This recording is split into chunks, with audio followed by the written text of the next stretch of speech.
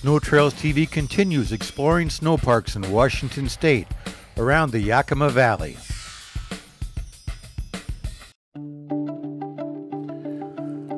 We had to do a little trailering to reach the Salmon-Lesac Sno Park, located at the upper end of Cle Elum Lake. This took us through the very small and very old community of Roslyn, which has a rather recent and unique claim to fame that you may have seen. Roslyn is the town that the TV show Northern Exposure was filmed. You may recognize one of the buildings or signs.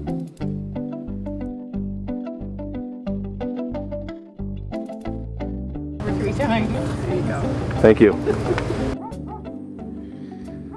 If you're looking for snowmobile information, the Cascade Playground may be able to provide some answers and get you pointed in the right way with local riding contacts, sled repairs, and even rentals. He had some pretty tricked out mountain sleds. We spent a little time again waiting for Mother Nature to lift the cloud cover.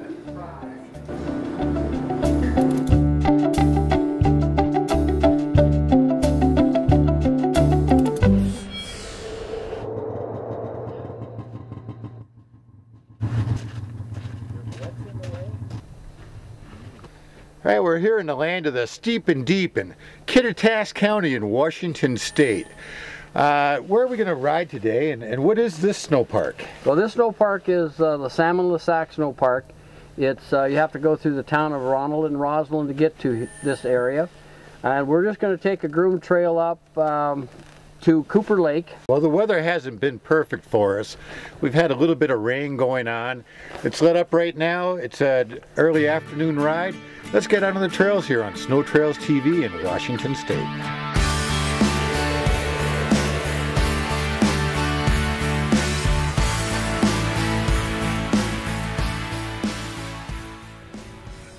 Salmon-Lesac Sno Park is a multi-use winter recreation area. It's not uncommon to see cross-country skiers or dog sledders using the trail. When you see a non-motorized trail user, don't abuse your right and give them a little safe space. I never really paid much attention to the rain-snow line of altitude before. Today we heard the rain-snow line was at about 4,000 feet. I think the biggest challenge for women riding snowmobiles is that they don't give themselves enough time to do that. You don't learn it once or twice a weekend in the winter. You really need to go out every weekend, ladies, with your guys. There's a saying, keep the track side down. Yeah, that's it. When you got flat light and you don't see a hole like that and you're side hilling, you fall into it and you're done.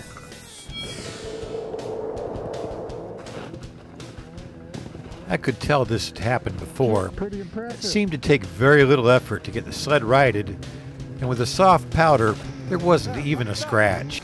Well, we're finishing up our second day of Sno Trails TV here in Washington State. They say it rains in Washington. That is true. It's not supposed to be raining. The snow line was about 4,000 feet when we went up. And as you can see, it was snowing so hard up there, the visibility was really poor. But we'll be here for the rest of the week in Washington State on Sno Trails TV.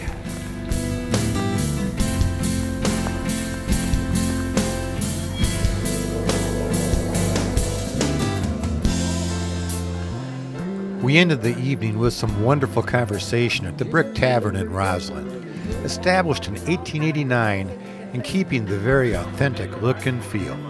That'd be awesome. We have a sled up for you. You're watching Sno Trails TV.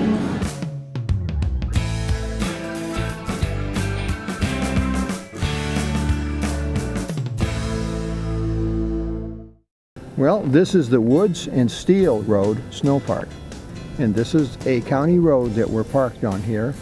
And as you can see, there's a turnaround up here, and we can park on one side of the road within a certain area. Later on, we're going to have a brand new snow park right up the road here, about a quarter mile. During the weekends, most all of our snow parks are quite busy. I am Video Mike, and welcome to Sno Trails TV. It's day 3 exploring Washington State. We're at the Woods and Steele Sno Park. We're going to go take some rides up into the mountains in the backcountry today. I've got the Washington State Snowmobile Association with me. They're going to guide us around. Let's go have some fun on Sno Trails TV. Ready for another great ride?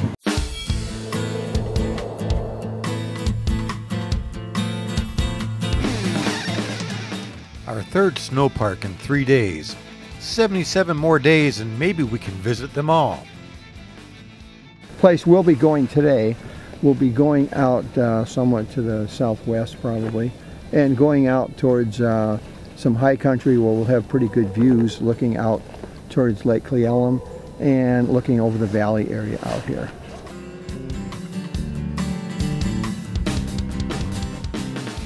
Well, snowmobiling has the conception that you get out there and you freeze your rear end off and stuff, but mostly that's not true. We stay warm, we all wear good gear, lightweight, waterproof gear, take a lot of safety precautions. Well, I've been down to, I've been staying like 120 something. All right, the one that's peak is up above in the clouds. Right across the way, there's two lakes. They're both reservoirs. And yesterday when we were riding, we drove alongside that lake, and we were up in that valley playing when it was that nasty weather and snowing and raining. But that's where we were yesterday. So we're right across the valley of where yesterday. For people not familiar with the snow in Washington State, we get a lot of moisture off the Pacific Ocean, and the very highest snow depth ever recorded in the world is about 60 miles north of here at Mount Baker, 1,140 inches in one season. Their average season is 647 inches every year. I don't know how many people get the feeling that during the winter there is nothing fun to do. But if this looks like something you might like to try at least once in your life, there are several opportunities to take a friend snowmobiling with events that snowmobile clubs hold that are made to give you a chance just to try it for free. 3,700 feet of climbing since we've left the snow park now. Beautiful meandering trails up through the mountainside. Just scenic views on every single corner. We had to stop at another one. Here we're at 5,200 feet. I'm Wayne Moeller, and I'm a relatively newcomer to this area as far as being a resident in Kittitas County. But where we are today is up in an area called Windy Ridge. Yesterday we were riding over on the French Cabin area and went up above Cooper Lake. Basically we started this morning in the Cle Elum Valley. That's about 2,000 feet. Where we rode up to this ridge starts at about 3,500 feet, and I think, as you said earlier, we're at about 5,200 feet here.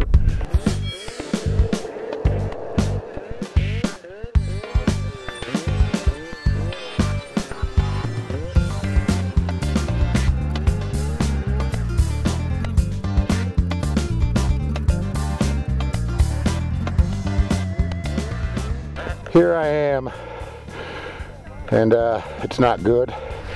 There's the sled. We're stuck. Got myself planted in here pretty good right now. So we'll figure this out. Don't worry about the van. Worry about the camera. Got the Chevy guy digging. You don't have to be that deep, just... My wife works faster than that. A lot of us climbed this peak, and Video Mike got there, and then Dan Johnson come to the bottom. He got stuck, and to get out, he went up a pretty sharp climb. This is what we call cascade concrete. Just wet snow and it packs down, and it's like concrete. And then there's another climb, a long one up through the woods, goes to a peak up here. Jim followed him, and they've got the machines for it with the long track, but Video Mike tried to follow him on a shorter track machine. And last I saw, it was on its side about 2/3 of the way up the hill. So I think they're digging him out. Another real good reason why you don't want to be snowmobiling out here by yourself, because you get into a problem like this, and it takes a few people to get out.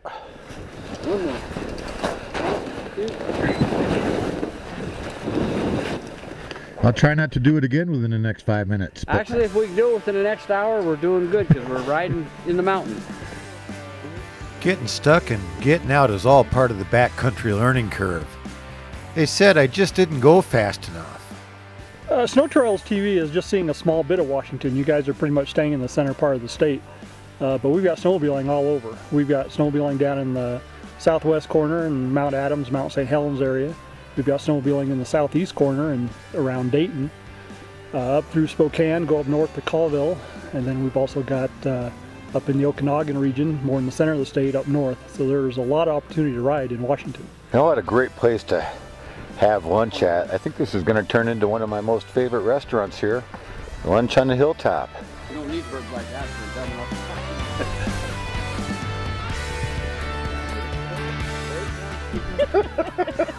I don't want to practice anything that Robbie was practicing last night. It didn't work for him. Hopefully the guy passed you before you got really buried.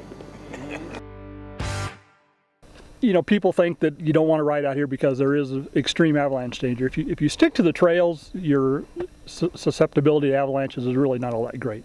Most of the trails are avoid avalanche areas. But if you want to play in the deep snow and do the hill climbing, there are avalanche concerns. Matter of fact, we built a trailer here a few years ago that's got all sorts of safety information in it and on it. The outside's painted up pretty. And we have a lot of avalanche information inside of there, as well as your regular safety information you'd find anywhere, including ice crossing and whatnot. We've had a good packed lunch up here on the mountaintop. It's time to get back down now and meander around on the trails and enjoy some of the more beautiful scenery here in Washington.